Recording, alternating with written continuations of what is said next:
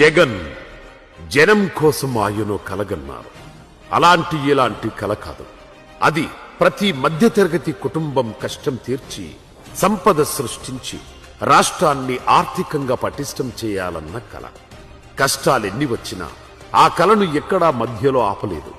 Corona 2 ఏళ్లు మింగేసిన 3 ఏళ్ల సమయంలోనే ఆ కలను సాకారం చేసుకునేందుకు పరుగులు పెట్టించారు. ప్రతి ఆంధ్రుడికి ధైర్యంగా గర్వంగా ఉండేలా ఆ కలను నిలబెట్టారు.